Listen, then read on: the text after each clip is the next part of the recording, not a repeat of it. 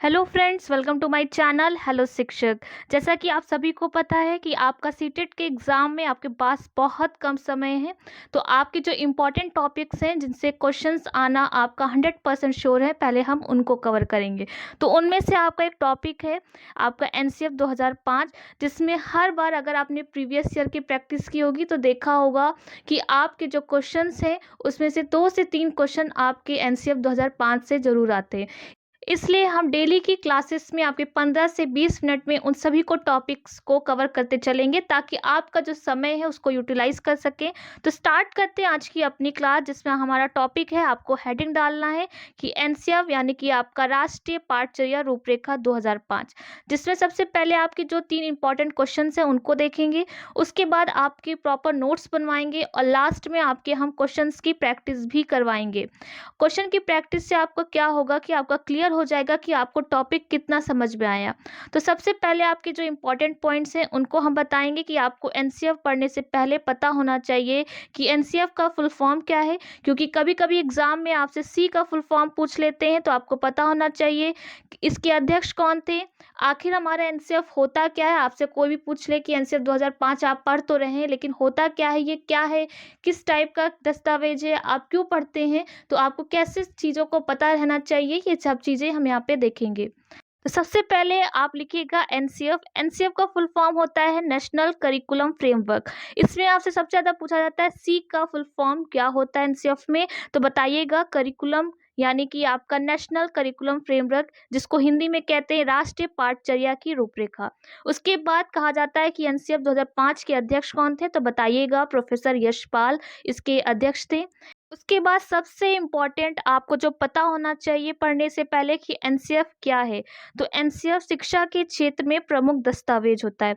आप शिक्षक के क्षेत्र में जा रहे हैं तो आपको पता होना चाहिए कि शिक्षा के क्या क्या दस्तावेज होते हैं, क्या इंपॉर्टेंट होता है बच्चों के लिए, कैसे आपके पाठ्यक्रम होते हैं। तो इन सब चीज़ों को पता रखने के लिए एक एनसीएफ एक दस्तावेज बना दिया गया है, जो शिक्षा के क्षेत्र में बहुत ही इंपॉर्टेंट दस्तावेज होता है। इसलिए आपसे कोई भी पूछे तो आप बताइएगा शिक्षा के क्षेत्र में बहुत ही महत्वपूर्ण एक दस्तावेज होता है, जो बच्चों के लिए शिक्षा के लिए प्रयोग किया जाता है। अब आते हैं अपने नोट्स में। अगर आपने अभी तक नोट्स नहीं बनाया एनसीएफ का तो तुरंत बनाइएगा, क्योंकि आपके पास समय बहुत कम है और आपका टॉपिक बहुत इंपॉर्टेंट है। तो सबसे पहले आप हेडिंग डालिएगा एनसीएफ 2005। तो यहाँ पे हमने आपको फुल फॉर्म बता दिया, उसके बाद अध्यक्ष भी बता दिया, लेकिन आपके जो अध्यक्ष थे यशपाल, प्रोफेसर यशपाल के अंडर में किसने निर्देशक किया था, तो यहाँ पे आपका 4th पॉइंट बन जाता है कि एनसीएफ 2005 के निर्देशक कौन थे। तो याद रखिएगा प्रोफेसर कृष्ण कुमार, क्योंकि आपका जो एग्ज़ाम का लेवल है आप देख रहे होंगे कहीं ना कहीं वो टफ होता जा रहा है, तो आपके जो क्वेश्चन है वो भी चेंज होकर आते हैं। इसलिए आपको अध्यक्ष पता है, फुल फॉर्म पता है, लेकिन आपके जो निर्देशक है उनका भी नाम पता होना चाहिए। तो यहाँ पे आपके जो निर्देशक हैं वो प्रोफेसर कृष्ण कुमार हैं। उसके बाद आपसे पूछा जाता है कि अभी तक आपके 2023 तक कितने आपके एनसीएफ आ चुके हैं। तो यहाँ पे आपके टोटल 4 एनसीएफ आ चुके हैं। आपसे पूछ लिया जाए किस किस ईयर में कौन कौन से एनसीएफ आए हैं, तो आपको यहाँ पे एक लिस्ट बना लेनी है। यहाँ पे आपके पास टोटल 4 एनसीएफ आए हैं। किसने बनाया है, एनसीईआरटी द्वारा जारी किया जाता है।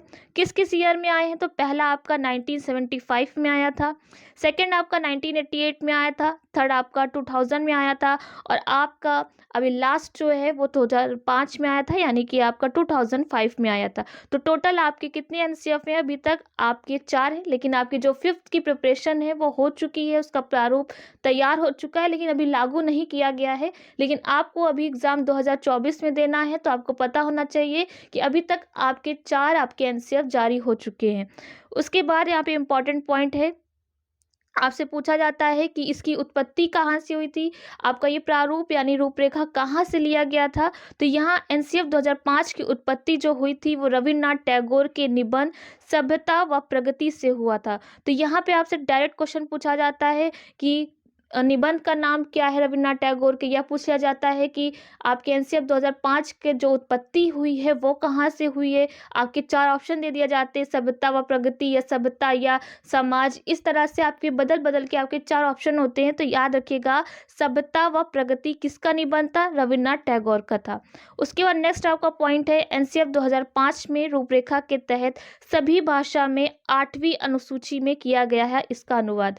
यानी कि आपका जो एनसीएफ 2005 है वो कितनी भाषाओं में जारी होता है? तो आपकी जितनी भी 8वीं अनुसूची, आप सभी को पता होगा 22 भाषाएं होती हैं, तो ये 22 भाषाओं में ही जारी किया जाता है। तो टोटल ये 22 भाषाओं में मिलता है, इसलिए यहाँ पे ये भी आपके लिए जानना बहुत इंपॉर्टेंट हो जाता है। उसके बाद नेक्स्ट आते हैं आपके उद्देश्य, यानी कि एनसीएफ को पढ़ाने का मेन उद्देश्य क्या होता है? क्यों कहा जाता है कि बच्चों को पढ़ाया जाए, ऐसी पाठचर्या का रूपरेखा तैयार किया जाए, क्या इसका मुख्य उद्देश्य होता है? तो यहाँ पे सबसे पहला आपका जो पॉइंट है कि बच्चों को सर्वांगीण विकास करना, उन्हें स्कूली शिक्षा से जोड़ना, यानी कि बच्चों के शारीरिक हो, मानसिक हो, आर्थिक हो, उनसे जुड़ी जितनी भी आपके जो विकास होते हैं उनको बढ़ावा देना और उनको स्कूली शिक्षा से जोड़ना, ताकि हर बच्चा पढ़ सके, अपना रोजगार ढूंढ सके। इसलिए यहाँ पे जो मेन उद्देश्य होता है बच्चों का विकास करना और उनको स्कूली शिक्षा से जोड़ना। उसके बाद एनसीएफ 2005 में बालकों के मूल्यांकन के लिए सतत एवं व्यापक मूल्यांकन पर बल देती है, यानी बच्चों का समय समय पर उनकी जांच हो, उनका जज हो कि बच्चे किस स्तर पे हैं या बच्चे कैसे तैयारी करें, या हर बच्चा पढ़ रहा या नहीं पढ़ रहा, या स्कूल तक पहुंच रहा या नहीं पहुंच रहा, इन सभी चीज़ों का ध्यान रखा जाता है।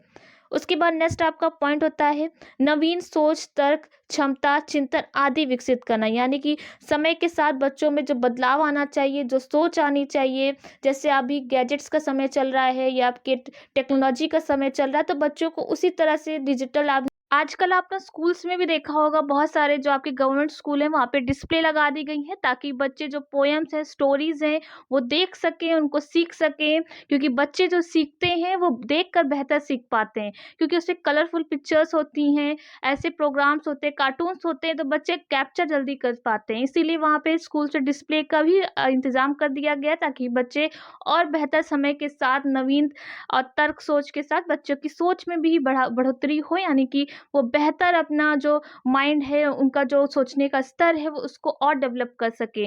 तो ये हो गया था आपका इम्पोर्टेंट पॉइंट्स। उसके बाद यहाँ पे कुछ सिद्धांत हैं। इन 5 सिद्धांत में आपका पूरा एनसीएफ जो होता है वो आधारित होता है। तो यहाँ पे क्या मेन आपके सिद्धांत होते हैं जिनको ध्यान में रखते हुए आपका एनसीएफ तैयार किया गया है? क्या मेन मोटिव है कि बच्चों को पढ़ाया जाए? क्यों बच्चों को कहते हैं कि आपके वास्तविक जीवन से जोड़कर पढ़ाया जाए? तो इन सभी का जो आपका मेन आपका जो मोटिव होता है, क्यों होता है, इन चीज़ों को यहाँ पे हम देखेंगे। तो यहाँ पे आपका पहला है कि ज्ञान को बाहरी जीवन से जोड़ना, यानी कि आपने पढ़ तो लिया है चीज़ें, लेकिन उसको कैसे आपको बाहरी जीवन से जोड़ना है। जैसे कि आपने कोई चीज़ है, जैसे आपकी गिनती सीखना है, आपको जोड़ घटाना सीखना है, तो बच्चों को कैसे आप बाहरी जीवन से जोड़ेंगे। आप बच्चों से कह सकते हैं कि जैसे आप दुकान जाते हैं, तो आप जैसे ₹5 लेकर गए तो ₹2 का सामान लिया, तो आपको शॉपकीपर कितने रुपए वापस कर सकता है। तो इसी तरह से आप उसके जो जीवन की, यानी कि जो बाहरी जीवन का जो प्रोग्राम होते हैं, यानी कि उनके जो खेल होते हैं, उन्हीं से जोड़कर आप उनको जोड़ घटाना भी सिखा सकते हैं। कैसे आप गिनती सिखा सकते हैं। तो बहुत सारी ऐसी चीज़ें होती हैं जो बच्चे अपना वास्तविक जीवन से जब जोड़ के सीखते हैं, तो वो बहुत लंबे समय तक याद रखते हैं। इसलिए कहा जाता है कि जो ज्ञान है उसको बच्चों के वास्तविक जीवन से जोड़ के पढ़ाइए, ताकि बच्चे जल्दी और बेहतर समझ सके। तो यहाँ पे मेन आपका जो सिद्धांत होता है यही होता है कि ज्ञान को हम बाहरी जीवन से जोड़ा जाए और रटने की प्रणाली खत्म की जाए। तो एनसीएफ और एनसीईआरटी का यही मेन मोटिव होता है कि बच्चों को हमें रटना नहीं सिखाना है, कि बच्चे को एग्जाम हमने कह दिया कि आपका 2 हफ्ते बाद एग्जाम है, आपका ये क्वेश्चन है, एग्जाम में आएंगे, आप रट लीजिए, आप पास हो जाइए। ये हमारा मेन मोटिव नहीं होता एग्जाम का। हमारा मेन मोटिव होता है कि बच्चे ने जितना पढ़ा है उतना उसको आना चाहिए। अभी नहीं, अगर नेक्स्ट क्लास में भी उसका इस्तेमाल होता है, उसका यूज़ होता है, तो उसको वहाँ पे भी वो चीज़ पता होनी चाहिए, ताकि हम जब कोई नई चीज़ पढ़ाएं तो बच्चों को हमें फिर से बेसिक पे ना जाना पड़े, हमें उसके आगे का और उसको डीप चीज़ें बताएंगे। इसलिए कहा जाता है कि बच्चों को रटने की प्रणाली को ख़त्म कर देना चाहिए। बच्चों को समझ कर या समझा कर या अच्छे से उनको मॉडल दिखाकर या फिर टीएलएम से उनको पढ़ाना चाहिए। उसके बाद आता है पाठ्य पुस्तक पर केंद्रित ना हो शिक्षा, क्योंकि बच्चे अगर पुस्तक पे ही अगर केंद्रित हो जाएँगे तो वो चीज़ें जो रियल लाइफ़ में होती हैं वो नहीं सीख पाएँगे। क्योंकि बच्चा जो इतना सीखता है, जैसे हमें पेड़ से रिलेटेड कोई टॉपिक पढ़ाना है तो हम बच्चों को क्या करते हैं, पेड़ के पास ले जाते हैं, पेड़ के पार्ट्स दिखाते हैं तो बच्चों को बेहतर समझ में आता है। क्योंकि बच्चा सिर्फ पाठ्यक्रम या पुस्तक से रिलेट नहीं करता है, वो बाहरी जीवन से भी रिलेट करता है। इसलिए यह बहुत महत्वपूर्ण होता है कि बच्चों को सिर्फ आप किताबी ना बनाइए, उनको कहीं न कहीं आप अलग-अलग जगहों पे, हिस्टोरिक प्लेस पे या फिर जैसे ज़ू हो गया या फिर कोई पुराने ऐसे स्थल हो गए जहाँ बच्चों को भ्रमण कराया जा सकता है, तो वहाँ पे ले जाकर बच्चों को बहुत सारी हिस्ट्री के बारे में बताया जा सकता है, बहुत सारी नॉलेज दिया जा सकता है। इसलिए कहा जाता है कि जो हमारा पाठ्यक्रम हो वो पुस्तक केंद्रित ना हो। उसके बाद आपका 4th पॉइंट आता है, कक्षा कक्ष को गतिविधियों से जोड़ा जाए और इसे लचीला बनाया जाए। लचीला का मतलब होता है कि इस तरह से स्तर बनाया जाए कि बच्चे चाहे वो प्रतिभाशाली हों या सामान्य हों या जैसे भी बच्चे हों, सभी के लिए इक्वल हो, सभी आराम से सीख सके, सभी बेहतर सीख सके, इसलिए अपने पाठ्यक्रम को हमें लचीला बनाना चाहिए। नेक्स्ट है आपका लास्ट जो सिद्धांत का पॉइंट है कि राष्ट्रीय महत्व बिंदु को पाठ्यक्रम में शामिल किया जाए। ये थे आपके 5 महत्वपूर्ण आपके सिद्धांत। अगर आपके एनसीएफ में सिद्धांत पूछता है या आपके इम्पोर्टेंट आपका निबंध पूछता है कि रविन्द्रनाथ टैगोर के किस निबंध से लिया गया, तो ये सब पॉइंट्स आपको टू द पॉइंट लिखवा रहे हैं ताकि आपके एग्जाम में डायरेक्ट यहीं से क्वेश्चंस बने, तो आपको वो पॉइंट पता होना चाहिए। उसके बाद नेक्स्ट आपका आता है एनसीएफ 2005 का सूत्र महत्वपूर्ण बिंदु। तो यहाँ पे आपके भी इम्पोर्टेंट कुछ पॉइंट्स हैं, उनको भी यहाँ पे कवर करेंगे। तो पहला है विद्यार्थियों को रटने से मुक्त कराया जाए जिससे उनका चहुमुखी विकास हो सके। अभी अभी ऊपर हमने आपको बताया कि कैसे बच्चों को हम रटने पे फोकस नहीं करेंगे, चाहे वो एनसीएफ हो चाहे एनसीईआरटी, सभी का यही कहना है, क्योंकि बच्चों का जो हमें विकास करना है वो चहुमुखी विकास करना। चहुमुखी विकास होता है कि बच्चों को चाहे वो शारीरिक हो, मानसिक हो, सामाजिक हो, जैसा भी विकास हो जो बच्चों को ज़रूरत पड़ती है, उस सभी का विकास हो सके, इसलिए ये इम्पोर्टेंट हो जाता है। उसके बाद सेकंड पॉइंट है आपका कि भारत के एमएचआरडी यानी कि ministry of human resource development, जिसका आप वर्तमान में आप शिक्षा मंत्रालय भी कह सकते हैं क्योंकि एमएचआरडी का अब नाम बदल गया है, जो अब वर्तमान में शिक्षा मंत्रालय के नाम से जाना जाता है, की पहल पर प्रोफेसर यशपाल की अध्यक्षता में यह समिति बनाई गई थी। तो सबसे पहले हमने ये पॉइंट आपको बता दिया था कि किसके अध्यक्ष कौन थे। तो एनसीएफ 2005 के अध्यक्ष सबको पता हो गया होगा कि प्रोफेसर यशपाल हैं। और इन्होंने किसके अंडर में किया था, तो इन्होंने भारत सरकार के एमएचआरडी यानी मिनिस्ट्री ऑफ ह्यूमन रिसोर्स की पहल पर किया था। उसके बाद नेक्स्ट पॉइंट है आपका 3rd पॉइंट, जिसमें आपको नोट करना है राष्ट्रीय पाठचर्या की रूपरेखा 2005 एनसीईआरटी पाठ्यक्रम में सुधार लाने हेतु अपनाया गया था और यह एक सुधारात्मक कदम होता है। यह बच्चों के क्षेत्र में या बच्चों की शिक्षा के क्षेत्र में आप कह सकते हैं बहुत ही सुधार वाला कदम था, जिसमें आपके बच्चों के जो पाठ्यक्रम थे उसमें सुधार, लचीलापन लाने के लिए, इसको बेहतर बनाने के लिए पाठ्यक्रम को, इन चीज़ों को जो पॉइंट्स हैं इन चीज़ों को ध्यान में रखें, कैसे बच्चों के बाल केंद्रित होनी चाहिए, कैसे बच्चों के स्तर को ध्यान में रखना चाहिए, इसीलिए इसको सुधारने के लिए पाठ्यक्रम को बनाया गया था। तो यहाँ पे आपसे पूछा जाए कि कौन जारी करता है, तो यहाँ पे एनसीईआरटी जारी करता है। इसके प्रोफेसर कौन थे, निर्देशक कौन थे, ये सब चीज़ें याद रखिएगा। उसके बाद आपका नेक्स्ट यहाँ पे पॉइंट आता है, आपका 6 पॉइंट है एनसीएफ 2005 14 एवं 15 जुलाई 2004 की बैठक का परिणाम है। यानी कि आपका एनसीएफ 2005 है तो आप पता कर सकते हैं कि 2005 में आया था, लागू हुआ था, लेकिन जो इसकी बैठक हुई थी वो 14 और 15 जुलाई 2004 में हुई थी। यह क्या करता है कि हमारे जो ज्ञान को बाहरी जीवन से जोड़ता है। और एनसीएफ 2005 का निर्माण एनसीईआरटी ने किया था, हमने बता दिया अभी आपको। उसके बाद आपका जो 8th पॉइंट है कि राष्ट्रीय पाठचर्या की रूपरेखा 2005 के अनुसार भाषा बच्चों को मातृभाषा होगी, यानी बच्चा जो भी सीखेगा अपनी स्कूली शिक्षा में वो अपनी मातृभाषा से सीखेगा, क्योंकि बच्चे अलग अलग क्षेत्र से आते हैं और सबकी क्षेत्रीय लैंग्वेज अलग होती है। इसलिए बच्चों को सीखने में जो पहले आपके बच्चों को सिखाया जाता था उसमें सिर्फ एक भाषा यूज़ की जाती थी, जिससे बच्चों को कन्वर्ट होने में थोड़ा समय लग जाता था, तो वो पीछे रह जाते थे। इसलिए इन्होंने फ़ोकस किया जो बच्चों को शिक्षा दी जाएगी वो क्षेत्रीय भाषा में दी जाएगी, यानी बच्चा किसी भी क्षेत्र में हो उसको उसी चीज़ में समझाया जाएगा ताकि वो रिलेट करके अपनी भाषा में समझकर उसको रिलेट करके याद रख सके कि हमने जो अपनी भाषा में सीखा था उससे क्या कहते हैं या हमारी स्कूली शिक्षा में उसको क्या कहते हैं। तो यहाँ पे आपका जो इम्पोर्टेंट पॉइंट है याद रखिएगा, राष्ट्रीय पाठचर्या की रूपरेखा 2005 के अनुसार भाषा बच्चों को मातृभाषा होगी। यहाँ पे पूछते हैं कि बच्चों की भाषा कैसी होती है, तो यहाँ बताइएगा मातृभाषा होती है, क्षेत्रीय भाषा होती है। उसके बाद नेक्स्ट पॉइंट है आपका एनसीएफ 2005 के निर्देशक प्रोफेसर कृष्ण कुमार है, ये आपको पहले ही बता दिए। उसके बाद शिक्षण सूत्र ज्ञात से अज्ञात एवं मूर्त से अमूर्त की ओर होता है। तो यहाँ पे जो सबसे इम्पोर्टेंट शिक्षण के सूत्र होते हैं वो होता है ज्ञात से अज्ञात की ओर। जैसे अभी हमने बताया कि आपको पेड़ पढ़ाना है तो बच्चों को पेड़ का नाम लेंगे तो बच्चे तुरंत उनके दिमाग में इमेज बन जाएगी। तो जैसे इमेज बनेगी तो जब उनके पार्ट्स के बारे में यानी कि आप अज्ञात के बारे में बताना स्टार्ट करेंगे तो बच्चे उस पेड़ से रिलेट करेंगे कहाँ पे आपका पेड़ का कौन सा पार्ट होता है। इसीलिए यहाँ पे मूर्त से अमूर्त यानी कि आपका जो टॉपिक है उसको पहले हम दिखाएंगे कि मूर्त मतलब होता है कि आपका जो प्रत्यक्ष होता है, जो चीज़ हमारे सामने होती है, जैसे मॉडल हो गया आपका या टीएलएम हो गया, उसको दिखा के बच्चों को फिर उनको अमूर्त यानी जो बच्चे उस बारे में नहीं जानते हैं, उस बारे में बताएँगे। तो ये आपका जो शिक्षण सूत्र होता है, आपसे इम्पोर्टेंट ज्ञात से अज्ञात की ओर और मूर्त से अमूर्त की ओर का इस्तेमाल होता है। उसके बाद आपका जो पॉइंट है नेक्स्ट आपका 10 पॉइंट है कि तनाव मुक्त शिक्षा का वातावरण देखकर शिक्षा देनी चाहिए, यानी कि बच्चों पे कोई प्रेशर नहीं डालना चाहिए कि आपको भी 5 मिनट में ही याद करना है या आपको 10 मिनट में ही सुनाना है, क्योंकि हर बच्चों का स्तर अलग अलग होता है।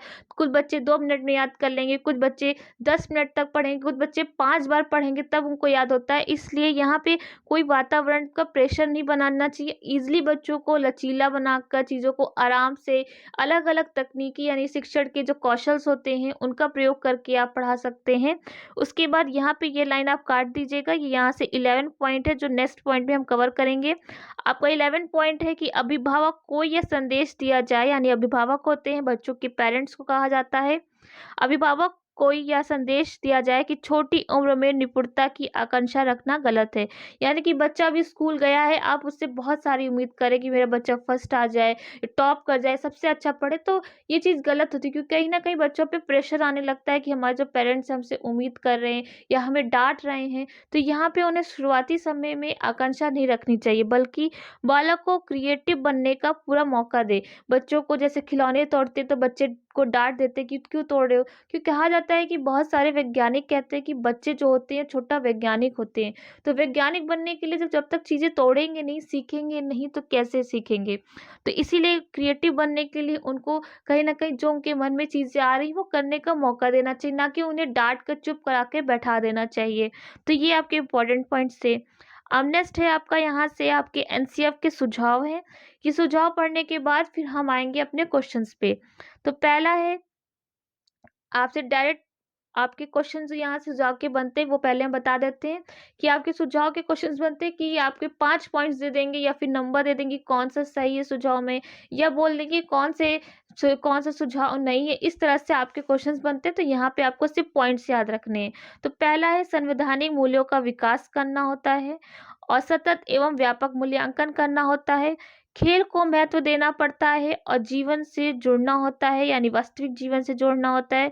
उसके बाद मुक्त वातावरण करके सीखने पर जोर दिया जाए और 6 महीने में एक प्रशिक्षण दिया जाए, यानी कि बच्चा 6 महीने में है तो 6 महीने का एक प्रशिक्षण देना चाहिए बच्चों को, कि उनको मौका चाहिए सीखने का कि क्या है किस तरह से होता है। तो ये चीज़ें उनको पहले शुरुआती समय में उनको जज नहीं करना चाहिए। उसके बाद आपका पॉइंट आता है शिक्षा बच्चों को स्तर अनुसार होनी चाहिए, कि बच्चे जिस तरह से सीख रहे हैं, धीमे सीख रहे हैं या तेज सीख रहे हैं या प्रतिभाशाली बच्चे हैं, तो उनके स्तर को ध्यान में रखने सिखाना चाहिए। मोटी मोटी किताबों को बेकार माना गया है। रोजगार परक शिक्षा देना चाहिए ताकि बच्चों को ऐसी शिक्षा दे ताकि वो अपने जीवन में कोई ना कोई ऐसा रोजगार कर ले जो उनके लिए आगे जीवन को चलाने में ईजी हो। पाठ्य सहगामी क्रियाएं जैसे कि संगीत, चित्रण, नृत्य, एनसीसी आदि को स्कूल में चलाना चाहिए। आपने देखा भी होगा ग्रेजुएशन में बहुत सारे बच्चे एनसीसी में पार्ट लेते हैं। संगीत के हो गए, रंगोली कॉम्पिटिशन हो गए, इन सबको बच्चों को चलाना चाहिए ताकि बच्चे इस पढ़ाई के साथ-साथ अपना क्रिएटिविटी पे भी ध्यान दें। उसके बाद आता है आपका पॉइंट कि कक्षा 5, 8 एवं 11 के लिए बोर्ड एग्ज़ाम नहीं होना चाहिए, जो अब कैंसल भी हो गया। आपके जो आपका एनईपी 2020 आया है, उसमें बोर्ड को कैंसल भी कर दिया गया है। तो बच्चों को कोई ऐसा बोर्ड नहीं रखना चाहिए जहाँ पे बच्चों के परसेंटेज से जज किया जाए, क्योंकि बच्चों को सिर्फ मोटिव पास करना नहीं या अच्छे स्कोर लाना नहीं होता है, बच्चों को कितना ज्ञान है ये इम्पोर्टेंट होता है। उसके बाद दंड वर्जित करना चाहिए। मातृभाषा के साथ साथ अंग्रेजी भाषा बढ़ाना, पूर्व ज्ञान का उपयोग, परीक्षा का प्रयोग करना चाहिए, क्योंकि बच्चे जब जज करना नहीं करेंगे तो बच्चे पढ़ना ही छोड़ देंगे। तो इसीलिए परीक्षा को रखना चाहिए, समय-समय पर उनका मूल्यांकन करना चाहिए, परीक्षा का दूर करना चाहिए, यानी ग्रेडिंग सिस्टम को बंद कर देना चाहिए ताकि बच्चे फर्स्ट आएँ, सेकंड आएँ, उनको निराशा ना हो कि हम पीछे रह गए, ताकि सभी बच्चों को आगे बढ़ने का मौका मिले। तो ये थे आपके सुझाव। उसके बाद यहाँ से आपके क्वेश्चन स्टार्ट होते हैं कि अभी आपने एनसीएफ को पूरा कंप्लीट कर लिया, हमने आपको सारे इंपॉर्टेंट पॉइंट्स आपको कवर करा दिए।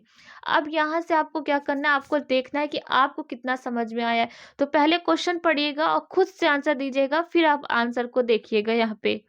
तो यहाँ पे पहला क्वेश्चन है आपका, किसकी अध्यक्षता में विद्वानों ने एनसीएफ 2005 तैयार किया? तो यहाँ पे अध्यक्ष का नाम पूछा है, तो सभी को पता होगा कि हमारे प्रोफेसर यशपाल एनसीएफ 2005 के अध्यक्ष थे।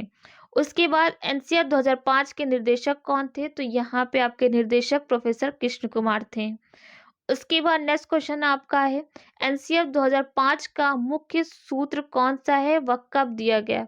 तो यहाँ पे अभी आपको ये सबसे इम्पोर्टेंट है, यहाँ पे स्टार बना लीजिएगा कि यहाँ पे जो आपका एनसीएफ का सूत्र है, यहाँ पे शिक्षा बिना बोझ के, यानी बच्चों के ऊपर बर्डन नहीं देना है, बच्चों को सिर्फ आपको नॉलेज देना है। तो यहाँ पे ये सन 1993 में ये सूत्र आया था एनसीएफ 2005 का, जो यहाँ पे आपके एनसीएफ में इस्तेमाल किया गया है कि शिक्षा जो होनी चाहिए वो बिना बोझ की होनी चाहिए। उसके बाद किस मंत्रालय के पहल पर एनसीएफ 2005 को तैयार किया गया? तो अभी हमने बताया मानव संसाधन विकास मंत्रालय, जिसको वर्तमान में शिक्षा मंत्रालय के नाम से जाना जाता है। नेक्स्ट है आपका, एनसीएफ का प्रारंभ रविन्द्रनाथ टैगोर के किस निबंध से होता है? तो यहाँ पे निबंध का नाम बताया था सभ्यता व प्रगति या सभ्यता और प्रगति। तो याद रखिएगा कि ये आपका निबंध किसका था? रविन्द्रनाथ टैगोर जी का था। उसके बाद नेक्स्ट क्वेश्चन आपका आता है, राष्ट्रीय पाठचर्या की रूपरेखा 2005 के अनुसार एक शिक्षक की भूमिका कैसी होनी चाहिए? तो यहाँ पे सभी को बता दें कि आप जो तैयारी कर रहे हैं, सबसे पहले आपको एक शिक्षक की भूमिका का या उनके कार्य का पता होना चाहिए। तो यहाँ पे जो सबसे बड़ी भूमिका होती है एक फैसिलिटेटर के रूप में होती है, जिसे कहते हैं एक सुविधाता के रूप में। तो क्योंकि बच्चों को नहीं पता होता है कि उनको क्या सही है, क्या गलत है, आगे क्या करना है, तो उनका जो परामर्श होता है, निर्देशन होता है, कौन करता है? एक टीचर ही करता है, क्योंकि जो टीचर कहता है बच्चे उसको सच मान लेते हैं, क्योंकि कहीं न कहीं उनके लिए मॉडल होते हैं, क्योंकि टीचर जो कर रहा होता है सोचते हैं बेहतर करेगा हमारे लिए, वो अच्छा ही सोचेगा। इसलिए यहाँ पे शिक्षक की भूमिका कैसी होनी चाहिए? एक सुविधादाता के रूप में होनी चाहिए। उसके बाद नेक्स्ट आपका पॉइंट है, एनसीएफ 2005 के अंतर्गत परीक्षा सुधारों में किस सुधार को सुझाया गया है? तो यहाँ पे सामूहिक कार्य मूल्यांकन, सतत मूल्यांकन, खुली पुस्तक की परीक्षा मूल्यांकन, इन सभी सुधारों को यहाँ पे सुझाव दिया गया, अभी आपको ऊपर हमने बताया था। उसके बाद नेक्स्ट है आपका, एनसीएफ 2005 में क्या बताया गया है? तो सपनों के भारत को धरातल पर उतारने की जो युक्ति है, उसमें एनसीएफ 2005 में आपके सभ्यता एवं प्रगति के निबंध में बताया गया है। तो ये भी आप यहाँ पे स्टार बना के रख लीजिएगा, क्योंकि सपनों के भारत को धरातल पे उतारने, यानी बच्चों को कितना आप ज़मीन से जोड़कर, कितना आप बेहतर उनको आपके जीवन से जोड़कर पढ़ा सकते हैं, यही इनका मेन मोटिव होता है। उसके बाद यहाँ पे कुछ क्वेश्चंस और हैं, फिर यहाँ पे आपका पूरा टॉपिक कवर हो जाएगा। फिर उसके बाद अगर कोई भी क्वेश्चन आपका एनसीएफ 2005 से बनता है तो आपका कभी गलत नहीं होगा, क्योंकि आप प्रीवियस ईयर भी लगाएंगे या अभी आप जिस कहीं से भी पढ़ेंगे किसी भी टॉपिक या किसी भी चैनल पे, तो आपको इससे बेहतर आपको पॉइंट टू पॉइंट, यानी इतने शॉर्ट में यानी इतना सटीक आपको कहीं नोट्स नहीं मिलेंगे, क्योंकि हम आपको यही चार्ट के आपके लिए रिटन नोट्स बनाते हैं ताकि आप कम समय में आप ज़्यादा सीख सकें। तो यहाँ पे कुछ क्वेश्चंस और हैं, इनको कवर करेंगे, फिर आज की क्लास खत्म करके हम कल अपनी नेक्स्ट क्लास में एक नए टॉपिक के साथ मिलेंगे। तो यहाँ पे आपका नेक्स्ट क्वेश्चन है, प्रोफेसर यशपाल कमेटी का गठन कब हुआ था? ये भी आपको पता होना चाहिए, क्योंकि आपके जो अध्यक्ष थे वो प्रोफेसर यशपाल थे, तो उनकी कमेटी थी जिसमें कुछ सदस्य थे। तो उनकी कमेटी का निर्माण कब हुआ था? तो 1992 में यशपाल कमेटी आई थी। और यशपाल कमेटी में कितने सदस्य थे? तो यहाँ पे 38 सदस्य थे। तो यहाँ पे यशपाल, प्रोफेसर यशपाल से भी जुड़ी आपको बात याद रखनी है, जैसे उनकी कमेटी कब आई थी? तो यहाँ पे 1992 में आई थी। कितने सदस्य थे? तो पूरे टोटल आपके 38 सदस्य थे। तो यहाँ पे आपके एनसीएफ को हमने पूरा कंप्लीट करा दिया। जितने भी क्वेश्चंस बनते थे, जितने भी उससे जुड़ते टॉपिक होते थे, सभी को हमने बता दिया है। बस आपको क्या करना है, अभी पढ़ना है, फिर 1-2 बार और पढ़ना है, फिर एग्ज़ाम में आपको रिवीज़न करना है और फिर अच्छे से आपको प्रैक्टिस करनी है। क्योंकि जितना प्रैक्टिस करेंगे आपको उतने ही वैरायटी मिलेंगे क्वेश्चंस के। तो चलिए, आपको अगर वीडियो अच्छा लगा हो तो लाइक, कमेंट, शेयर ज़रूर करिएगा। आज के लिए आपको थैंक यू।